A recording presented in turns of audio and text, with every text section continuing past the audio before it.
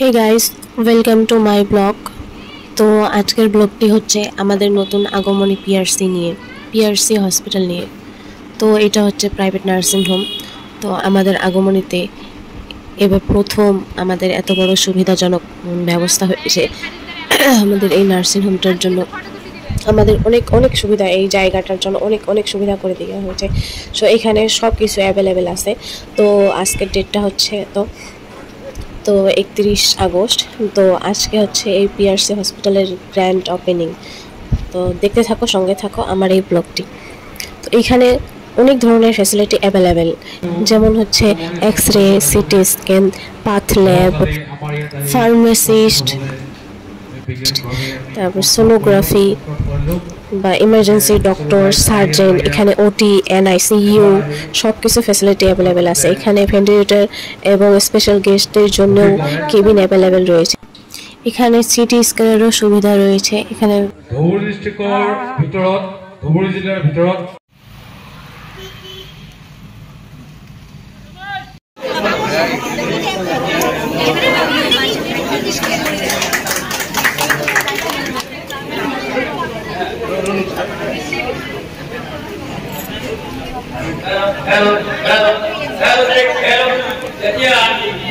আমাৰ স্থানীয় doctor doctor আনিল ৰহমান সাহেব 2000 আইনপথ যে বাৰ কৰে দিয়েছিলেন, এতিয়া বহুত গৰমত বন্ধ আছিল, সেইকাৰণে এইটো বন্ধ সমাপ্ত হৈছে। এতিয়া নতুনকৈ আৰম্ভ কৰিলোঁ আমি। এতিয়া 4:30 ঘণ্টা হ'ব, আপোনালোকে ধৈৰ্য সহকাৰে শুনিব। নমস্কাৰ আৰু সালাম গ্ৰহণ কৰিব। আজি আমি আগমনী পিআৰচি হস্পিটেলৰ শুভ উদ্বোধনী অনুষ্ঠানত অংশগ্ৰহণ কৰিব পাই নথৈ আনন্দিত হৈছোঁ। কাৰণ আমাৰ এই অসম অঞ্চলত এনেকুৱা এটা অঞ্চল, অসমৰ ভিতৰত ধুবুৰী ডিষ্ট্ৰিক্টখনে বহুত পিছপৰা বুলি কয়। তাৰ ভিতৰত আমাৰ যিখন ব্লক বা আমাৰ যিখন এৰিয়া আমি য'ত বসবাস কৰোঁ, এইখন বহুত পিছপৰা হয়। আমি বহুদিনৰ পৰা আমাৰ এটা সপোন আছিলে, আৰু এই সপোনটো আছিলে যে আমাৰ হাইস্কুল পৰীক্ষাৰ কাৰণে বা আমি মানে যিকোনো ৰোগী আমাৰ ভালকৈ চিকিৎসা সেৱা পোৱাৰ কাৰণে উপযুক্ত এখন গভৰ্ণমেণ্টৰ পৰা হওক বা ব্যক্তিগতভাৱে উন্নত হওক আমাৰ অভাৱ আছিলে।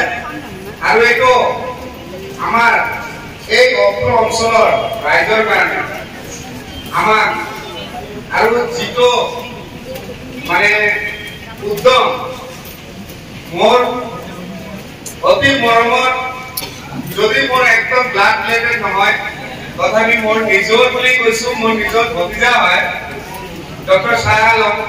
তাক একচুৱেলি আমি চবেই মিলি কিনে এটা হাত চাপৰি দিব লাগে। তাৰ এই উদ্যম, তাৰ যিটো মনৰ প্ৰেৰণা বা আমাক কিহৰ কাৰণে কৰিছে, তেখেতে আমাক ইয়াত এটা ভাল স্বাস্থ্য সেৱা আগলৈকে যাতে আমি ইয়াৰ পৰা পাওঁ, এইটো চবৰে আমাৰ উদ্দেশ্য, হয়নে নাই?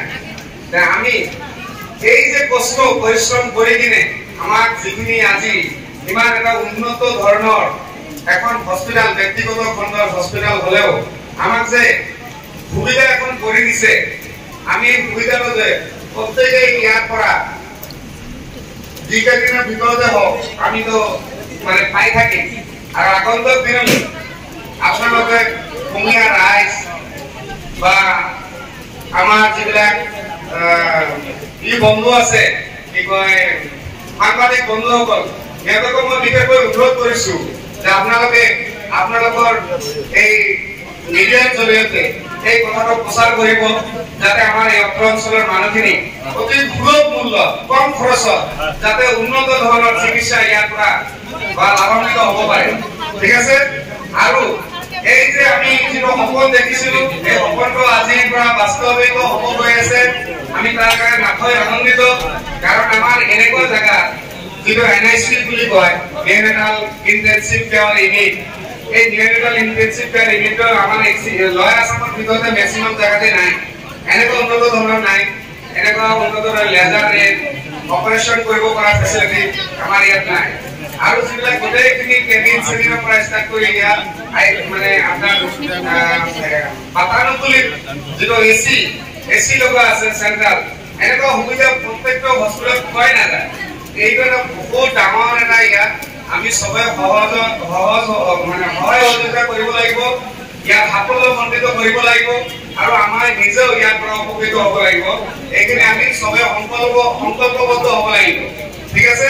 আৰু কিবা কাম এটা ঘৰতে হয়তো কিবা ভুল क्योंकि एक रिलेशनशिप बोलेगा तो उसका दुख में, उसका खुशी में साथ में रहना वो बहुत इम्पोर्टेंट है ना।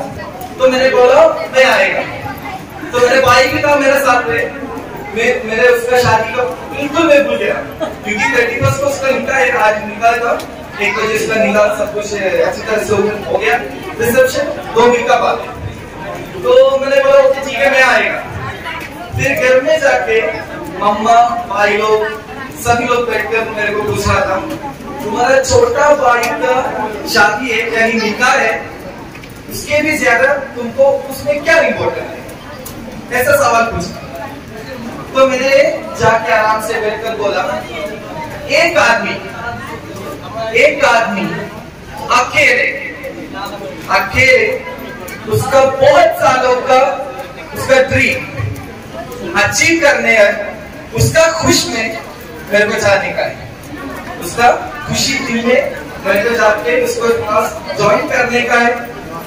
एक खाली उसका फर्स्ट स्टेप है PRC, this is the first hospital and इंशाअल्लाह हम लोग आसाम पूरा डिस्ट्रिक्ट में पूरा जगह पे PRC का फ्रेंचाइजी खुलेगा इंशाअल्लाह। This is the first step.